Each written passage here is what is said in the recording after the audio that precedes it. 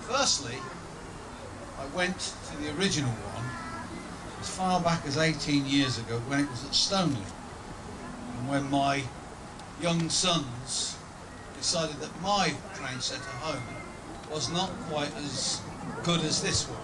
And Dad, could we have one you sit on with steam coming out the top? And I thought about it, and I thought,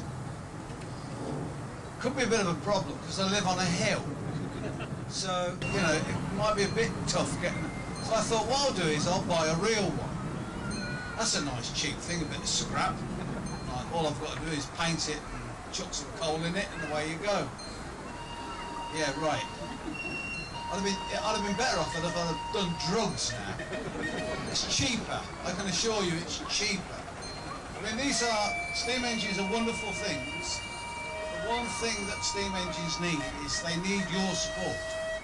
Because without the public coming and seeing and supporting the guys that build, maintain and run these things, they can't do it. Because they are exceedingly expensive to run and maintain. You know, the coal, which is expensive in this day and age, is the cheapest part. The other thing that you see these wonderful things flying around here. It's also, we must remember, was when Britain, Great Britain, ruled the world as far as engineering is concerned.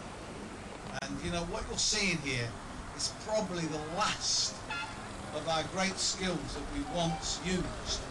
And no longer are we an engineering industry. We put supermarkets where we used to do wonderful things. And you go to Swindon, which was one of the greatest railway works in the world, they now sell Korean shoes.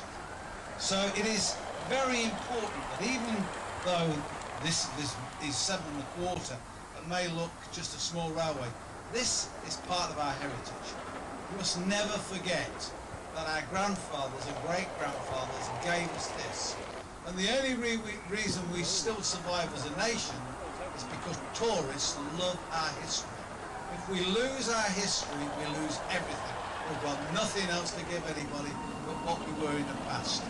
So enjoy this, but don't just come today. Come again and again and again, and bring more people with you, because the more people you bring, the more bigger it gets. Bring your friends, absolutely, and your uncle and your auntie. And get your grandma down here. She'll tell you what it was like after the war. She used to probably fetch dripple with me in Coventry. Anyway, I'm going to open this and we can all have some fun.